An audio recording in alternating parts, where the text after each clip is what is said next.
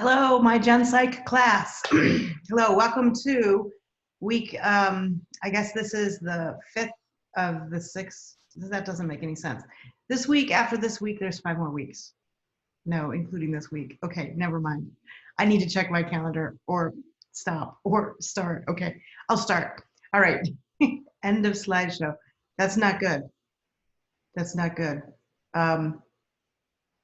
Play from current slide, this. Okay, let's try that. No. Nope.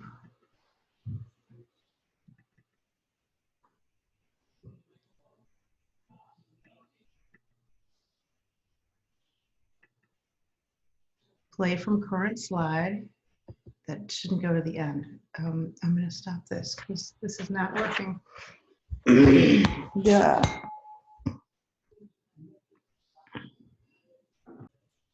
Okay, I got it now. We're good. Okay. I figured out a setting that I had never seen before was set in something weird. So we're good. Stress and health. That little demo was just for you. Stress. Didn't mean that. That was not part of my lesson, but I'll take it. All right, stress and health. Health. See, watch this. Do you see this response? This is a little bit of stress because, you start doing this thing, you think it's going to work, and then some weird thing happens. And here we are. We're all in this together, right? Yay. Okay, stress response. Your body is actually built to handle stress. It is really cool the way your body is built.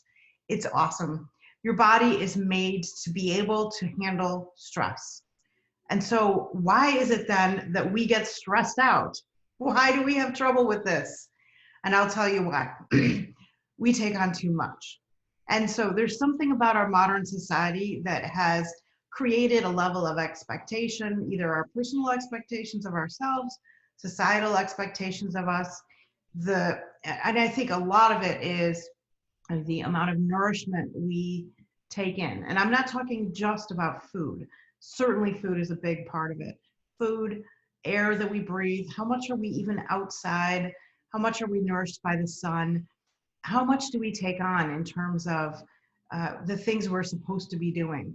If you think about how we lived a couple hundred years ago, 500 years ago, your daily life was not, I think for the most part, was not as full of demands and information as it is now.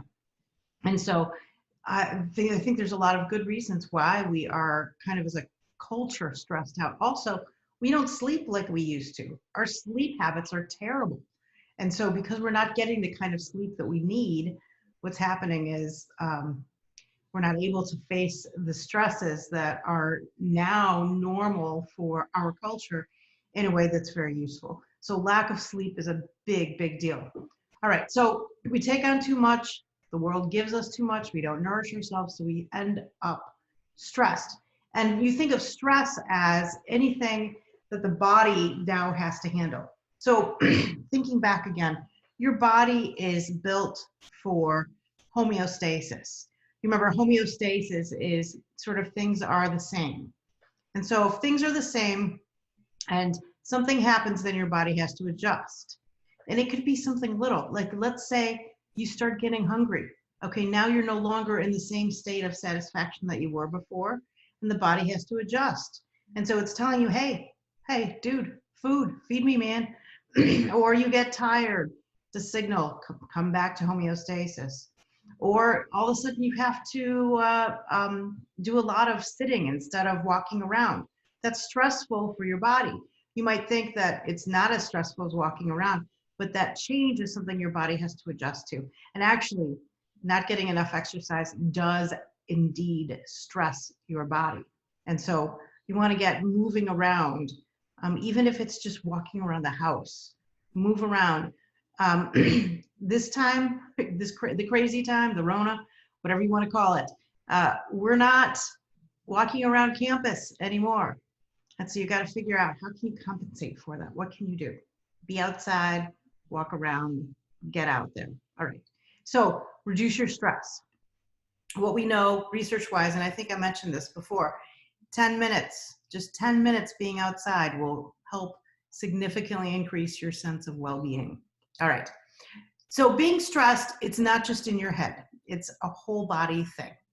So you've got chemicals, hormones that are released by your brain to tell your body to prepare to fight or flight. This is great. This is really useful, especially when there's bears and tigers. And there's not always bears and tigers. And so it's less useful maybe than it would have been if there were bears and tigers and scary things. A lot of times we have the same chemicals. Well, I mean, whenever you are stressed, you have the same chemicals. Your body, this is interesting, your brain doesn't tell the difference between, you know, a bear and like a project that's due, okay? And so your brain is like, the project, the bear, whatever it is, dump the cortisol, we're stressed. So you have the same basic chemical response either way. And what this means is that your body handles more stress or doesn't handle the stress. It has to handle more stress maybe than it used to, because you know, it used to be that you would worry about a bear perhaps a lot, but here we are having lots of projects, lots of things that are demands on us that are troublesome. Okay, so what happens is your brain will evaluate whatever happens. Something happens, some event happens, and your brain will look at it and make a snap evaluation right away. Is this a threat? Is this not a threat? You know, threats can be physiological, like let's say you drop something on your foot. And you drop something on your foot, that hurts, and your body reacts with stress because that's an injury. It's a physiological stress. Or let's say someone says, oh, by the way, you have a paper due this weekend. That's some psychological stress that will soon be translated into your body. There's no paper due this weekend. So, I mean, there's an observational diary. I don't think of that as a paper, right? There's sociocultural stress. So sociocultural stress would be things like people are losing their jobs, you know, that's sociocultural stress. Or minorities, gender minorities, racial minorities, religious minorities, whatever it is. The minorities tend to experience more stressful lives because of their position in society in terms of power. So the brain will look at what happened and it will evaluate, is there a threat or not? Okay, so how do you evaluate? It's primary and secondary appraisal. So the primary appraisal is, how stressful is this? How bad is it going to be? And then the secondary appraisal would be, okay, so we see how bad it's going to be now. What kind of resources do we have? How capable are you? Can you handle it?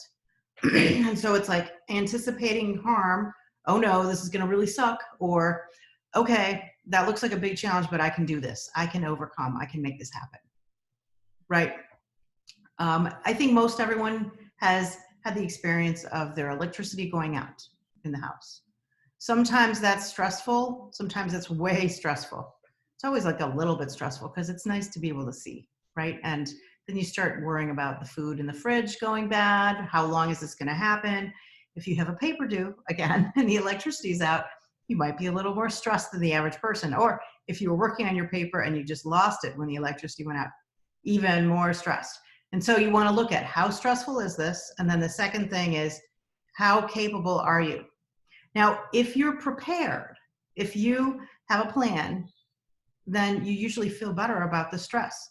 And so if we think back to how we talked about how emotions have a message and an action urge. So that emotion of fear, the message is, hey, watch out. You're in danger. There's something going on that's wrong. And the action urge is run or hide. But another action urge that you could look at in terms of before, this wouldn't be a natural action urge. It would be like a skill that you would build as a response to this idea of stress is, how can I be prepared? And so if you feel like you are unprepared for the current challenge, then of course you're going to have more stress. So one of the things you can do, particularly right now when everyone is having this stress about a lot of people are stuck at home. They have to stay home. They're quarantining maybe, or know people who are doing this. They can't go to the stores easily. They've lost their jobs, whatever it is. So a lot of times what happens then is there's a message there. And the message is, were you prepared? You know, get prepared, solve the problem. So if you can make a plan that's a preparation plan, then you feel better about your resources. The electricity goes out. If you have a plan, you'll feel better about your resources. Let's say you just set up a hard drive on your computer to constantly back things up every other minute. Then you're in pretty good shape if the electricity goes off. You'd only lose whatever, like the last 1 or 2 minutes of your work. Let's say you have a drawer that you keep flashlights, lantern, candles, something in the drawer, and it's always there, and you can walk to the drawer without running into walls in the dark, something like that. That would be a great plan. Can you see how the plan will help you be less stressed? Now, next to that is this idea of feeling like a victim or feeling powerful.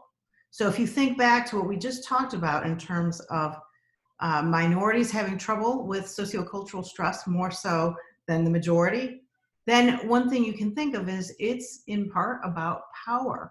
So the question for you, and this is a very serious question, and it's worth therapy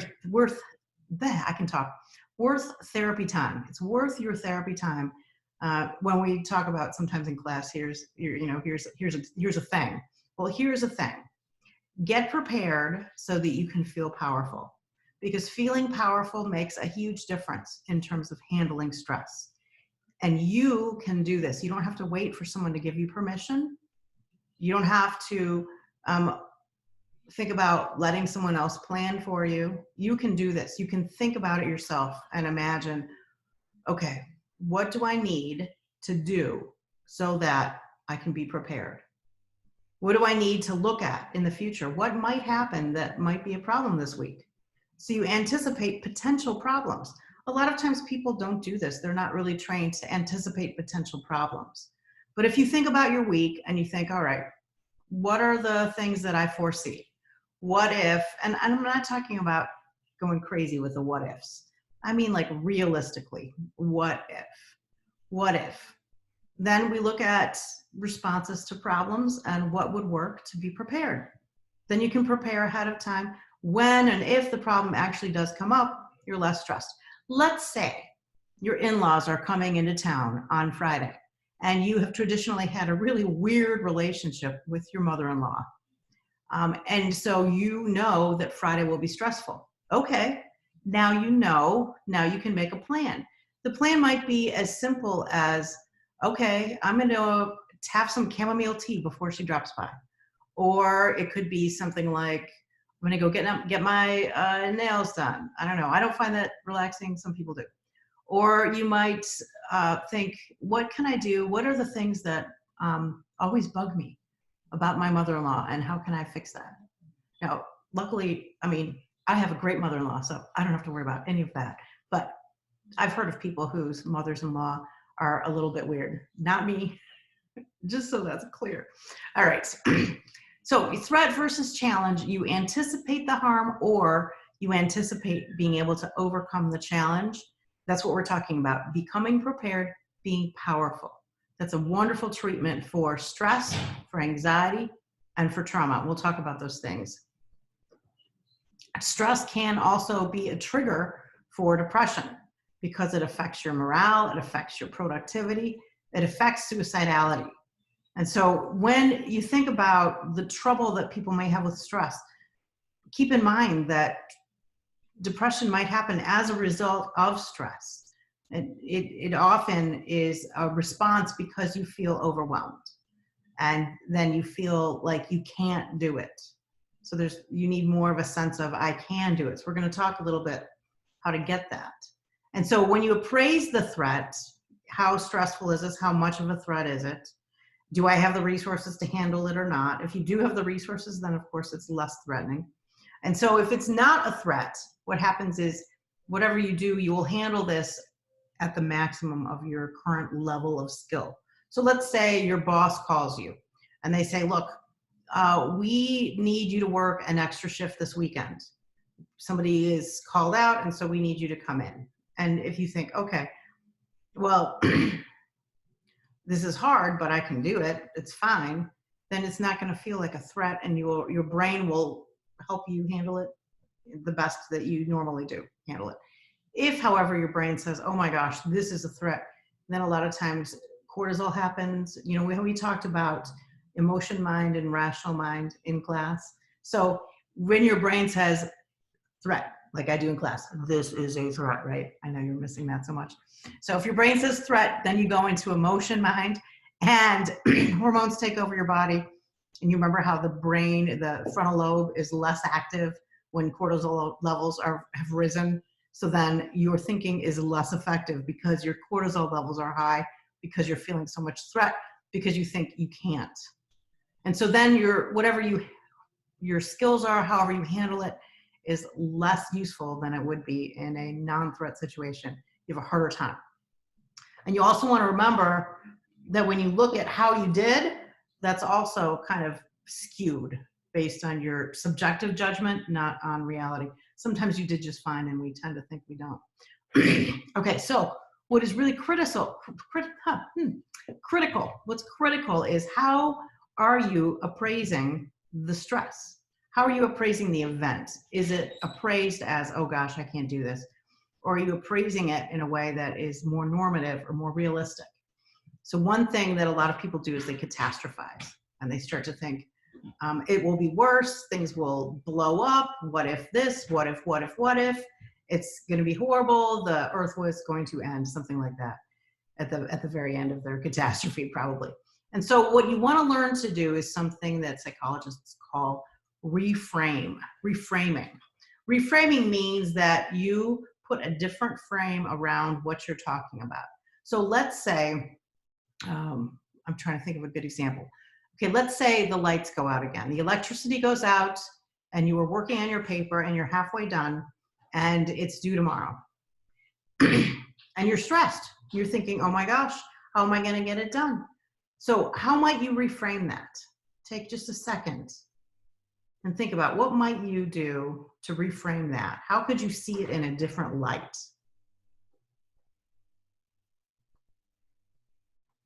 And so here are a couple thoughts. One way to see that in a different light is, okay, you know what? I have a candle, I have paper and pencil. I can continue to outline the rest of what I was going to do on my paper. Or you could say, well, I can't do anything on my paper, but what I can do is take a nap, or I can relax. Or you can say, you know, I bet if I contact the person who I need to deliver the paper to and tell them I couldn't do it because it's possible that will be okay with them. That's, something to check out, not guaranteed. Or you could think, well, maybe I know somebody who didn't lose power. Maybe I can go there. Or maybe I can go to the library. Of course, that's not totally realistic these days. You can't go to places that aren't open, right? But normally you could. So it's like, how can I make this happen? How can I? Remember how we talked about those keywords? How can I? All right. There is a measure, a scale, a questionnaire out there that measures your perceived stress. So just like last week, we did the BASPIS, and that was kind of interesting. Thought I would give you another questionnaire this week to look at. This is a widely used questionnaire in lots of studies, perceived stress scale, the PSS. And what we found in some of the studies so far are that higher scores lead to more illness, so particularly more colds, more difficulty controlling your diabetes. And so stress related to diabetes control, right? So what I'm focusing on here are the physiological pieces. More trouble quitting smoking when you tend to perceive higher levels of stress, and more vulnerability to depression. So here is, I'm going to move myself again. Here we go. Here is the PSS. There's 10 questions, so 2 pages. Here's the first page. You answer it on this Likert scale, where 0 is never, 4 is very often. So in the last month, how often have you been upset because of something that happened unexpectedly? Either, 0, never upset, or maybe 2 would be sometimes upset. 4 would be very often upset because of something that happened unexpectedly. So figure out what that would be and write down your scores, okay? And so you can pause here and take this.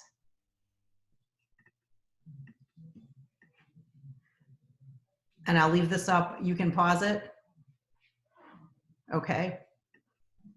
Then when you score it, and you can pause here, of course, too, to look at this, you reverse the responses. So the items 4, 5, 7, and 8 are the only ones you reverse responses for. So on item 4, if you answered 0, then write down a 4.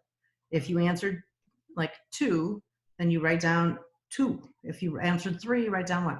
Okay, so you reverse the responses only for items 4, 5, 7, and 8. And then after you've reversed those 4 response items, then add all those items together. And here, I'm speaking out of the meme, right? Whoops. Okay, you guys remember these? Maybe you were like 3 years old, I don't know. These memes used to go around all the time, the Biden-Obama memes, where Obama's just like this all the time. It was very funny. So I thought I'd give you this one. Since we're talking about perceived stress and power and everyone relax, I got this. So here are some norms.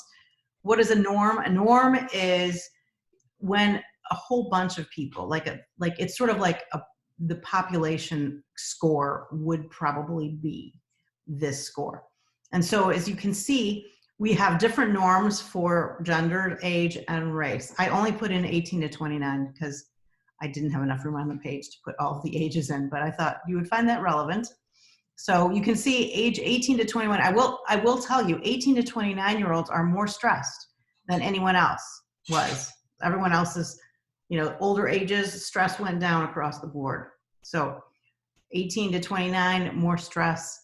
And then by race, you can see minorities are more stressed and females are more stressed than males. So just, you can look at your score and kind of interpret it based on what the other different norms are and what they look like. It's kind of cool way to figure out how that works. All right, so do you remember Albert Bandura back in the chapter on learning? So we talked about classical conditioning and operant conditioning, right? And then we had observational learning. So we learned from watching other people. That was Bandura. He is also known for this concept called self-efficacy. Self-efficacy is really important thing for you to learn about. It's very cool. Self-efficacy is basically your perception of your ability to have an impact on the world. How powerful are you? How much can you do this? And so if someone said to you, I need you to bake a cake for me, what's your level of self-efficacy? If you say, oh, I got this, don't worry, I got this. Or if you're like, a cake? Can I use a box cake? Can I just go to the bakery? Maybe you have a very little confidence in your ability to do something. That's low self-efficacy. High self-efficacy is having a high level of confidence into being able to do this. So how much can you change your circumstances for the better? If you think about all the electricity went out, how much self-efficacy do you have that you can handle that you can make a difference? So self-efficacy can be changed. It's not something that drops on anyone out of the sky. Nobody. Self-efficacy comes from your experience, the end. It just comes from your experience. It's based on what you've been able to get yourself to do in the past. And so it's not fair to yourself. You guys have to learn how to be nicer to yourselves here. It is not fair to you, to yourself, to say, I can't do that. I just can't. That's not fair. It's not accurate. What is fair and accurate is giving yourself chances to practice doing the thing that you think you should be able to do. And so if you can create skill, it's sort of like this. If I said to you, okay, assume that you don't play the clarinet, all right? You have to assume you don't. If you do, then pick another instrument or something. And if I said, look, you need to give a clarinet concert on Friday. You're going to have a recital. You're going to play 3 pieces. Here are the pieces, right? What would your sense of self-efficacy be? Probably low that you could play those pieces by Friday in a recital, unless you have significant music experience, in which case think of something else, like go rock climbing, go free scale something.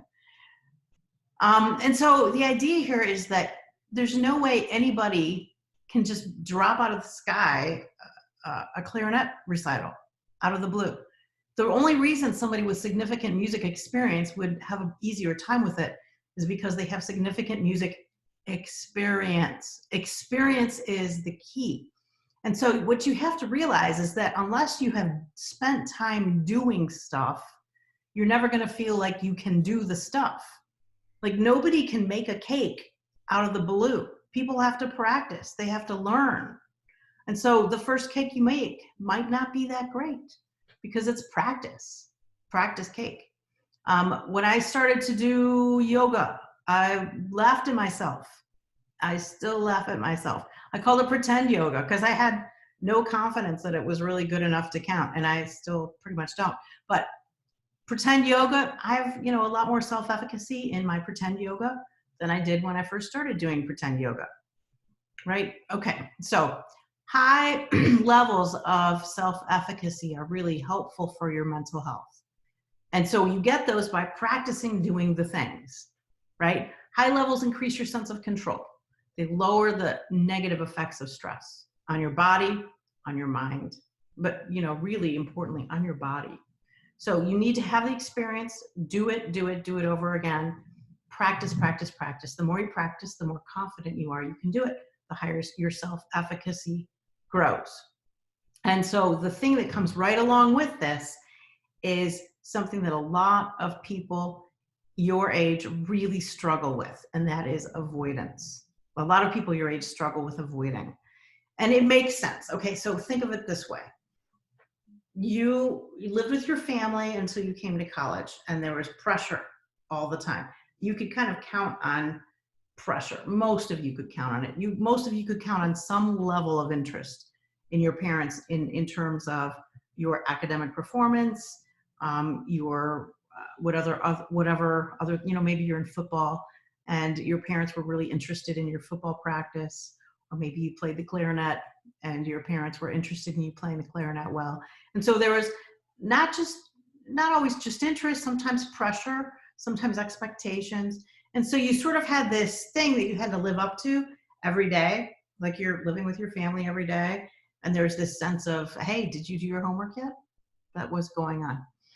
Now you come to college and that structure is gone for the most part, unless your mother's living in your closet, which is a little weird, right? So, and it wouldn't really work because you're at this age where you want to do it yourself. You're like a 3-year-old. Remember how last week we talked about development and you have initiative versus guilt in that Ericksonian stage, and they're like, I do it. And if you've ever met a 3-year-old, I do it is a thing. It's hilarious. This is why some 3-year-olds look really weird when they're dressed, because they refuse to have mom help them and they insisted on dressing themselves and they look whack, right? And so same thing kind of happens when you leave for college. You're like, no, I'm in charge of my life. If anyone's going to run into the ground, it's me. All right. So you end up avoiding because all of a sudden this thing you haven't practiced is something that you need to do, which is create your own discipline, your own motivation, be your own person that gets things done. And that's a skill. Again, it's not a quality. It's not a personality thing. And so if you're thinking, well, I just don't have that kind of personality, be nicer to yourself. That's not accurate at all. What is accurate is you just need practice. That is it. You just need practice. I remember saying, I don't know, this was a while ago, but I remember saying maybe 15 years ago, I'm not the kind of person who can remember to take vitamins twice a day. Wouldn't that be nice if I could, or even once a day? Sorry. Back then it was like random. Like I can never remember to take my vitamins every day. I can never remember that. That's what I used to say. That sentence is a really, as a psychologist, no. I can never remember to take my vitamins every day. Very, very poor quality sentence. I get an F on that. And so what I decided to do was practice it because I had never really practiced it. And so I started practicing taking vitamins every single day. And incredibly, now I am really very reliable. Not perfect, but I'm pretty dang reliable in terms of not only taking vitamins every day, but taking them multiple times a day. It's a skill. You just keep practicing until you can get that skill to happen.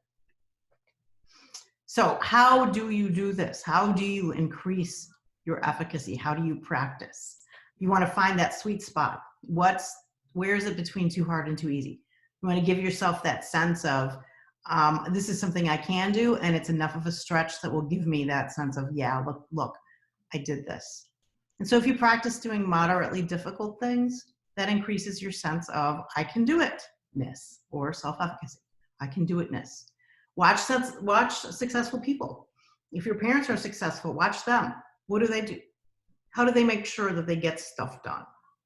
Get support and encouragement from people. If you get discouragement from people and criticism from people, maybe don't take them seriously at all. Maybe find some other people that will give you useful encouragement and support. Sometimes you have to create that. Sometimes the people in your family or the people that are around you are not as encouraging as you would like. Then you get to choose to go create that outside of your usual environment. So create getting support and encouragement. Find it, get it.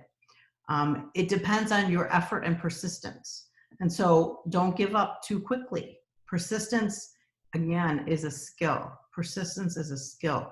You have to learn how to be persistent by getting yourself to turn back in and keep going back to the work. Okay, self-discipline. We call this self-discipline too. Like I've been saying, it's not a gift. It's a result of practice. You develop this skill of self-discipline, which creates self-efficacy. So sometimes what happens is people really feel like they're burned out on their self-discipline and they can't get themselves to do anything. And I've treated quite a few clients who struggle with this, really have trouble with self-discipline. And, these are people who can do a lot of successful things, or they're people who are very, very bright, or who, in some ways, have a life that's pretty together, but then in other ways, they're completely falling apart because they don't have self-discipline. And they feel like they just can't get themselves to do anything anymore.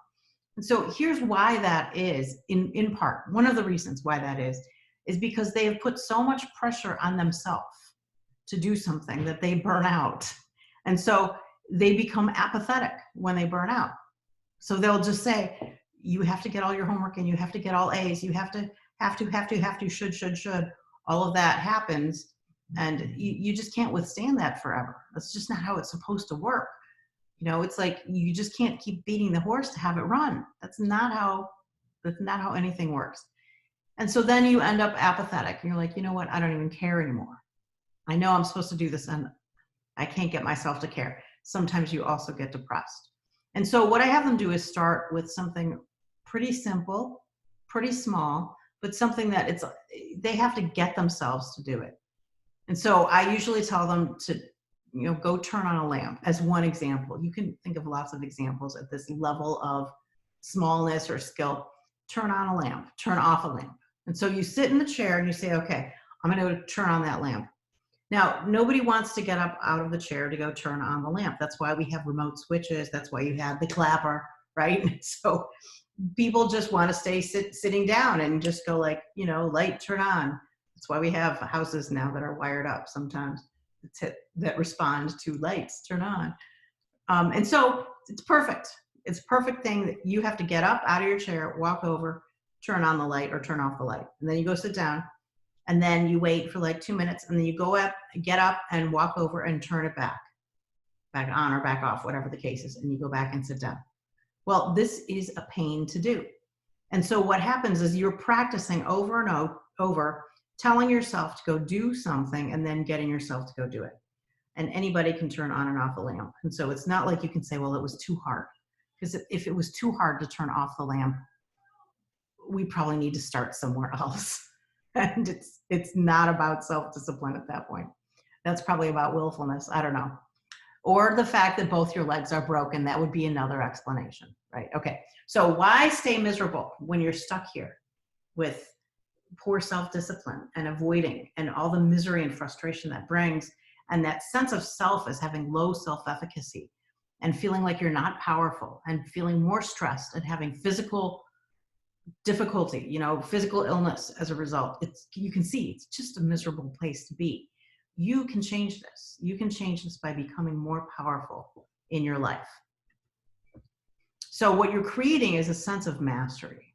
And in dialectical behavior therapy, DBT, we call this mastery, this particular sense of accomplishment. What you're doing is you are practicing enough so that you, every single day, do something that gives yourself that sense of accomplishment.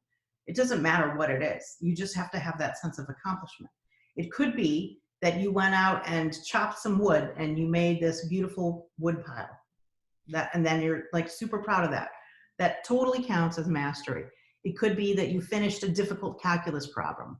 It could be that you cleaned 1/3 of your kitchen and that 1/3 of your kitchen looks really great. And so when you look at it kind of like this. So you don't see the rest of your kitchen. And so you say, wow, look how fantastic my kitchen looks when I go like this. Okay, so whatever it is, that sense of mastery is important. And what you want to do is get enough mastery so that at least every day you're doing things that create that sense of mastery in you. Every single day, give yourself a sense of mastery. Mastery is, you can think of mastery as a way to build a wall against depression, which makes sense because when you feel self-confident, when you feel competent, then it's harder to be depressed when you feel like you are powerful. So again, remember this theme, we're looking at feeling powerful. Feeling powerful doesn't drop from the sky. It's a result of actions, behaviors you take, things that you do.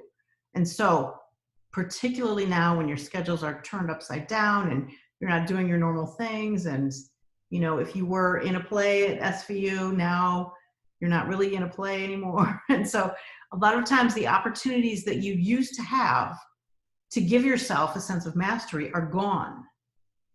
So you got to find ways to give yourself a sense of mastery. One example, a lot of times you have new mothers who feel depressed or discouraged. And a lot of times there are lots of reasons for that. One reason might be that they don't experience themselves as having mastery. And so these skills of doing laundry, like when you have a kid, you have to do so much laundry. It's like 4 times as much laundry. All the kid does is spit up on all of your clothes. And so you're doing multiple outfits for the kid every day and multiple outfits for you and multiple sheet sets and etc. So you're doing a ton of laundry. You're changing so many diapers. Doing the dishes, are you kidding me? You may not get there. So just being able to keep up with taking care of the kid and the laundry and you, that might be overwhelming. And so you can look at this realistically and say, wow, that's amazing. It is amazing what you are doing. But most of the time people don't look at it that way. And they're like, oh my gosh, I haven't done anything. And so they have no sense of mastery for that day. And it's not because they didn't do anything that was worthy. It's because they don't see it. Their appraisal is off. Their appraisal is off. So they don't see the mastery that they've done.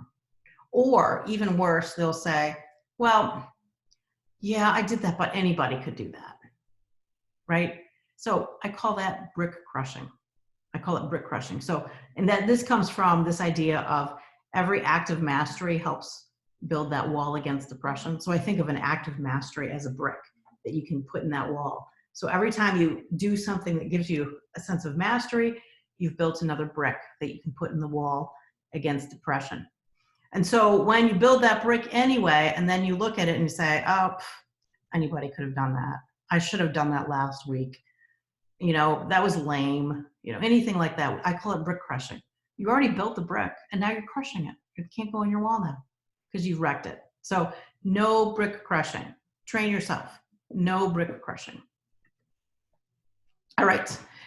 An increased sense of self-efficacy will also help increase your ability to cope and deal with any kind of stress. So you can see this overall big theme here for today. We're talking about stress. There's physical and psychological components of stress, but the idea of doing behaviors that will increase your sense of power and how that helps with self-efficacy, with mastery, your appraisal, your physical health, your increased ability to cope and deal with stress can result in less stress, increased optimism, performance, personal adjustment, and in better health. So very cool. All right, let's talk a little bit about stress and trauma. So your body, again, like we said, your body's built. I don't know why that happened. Sorry.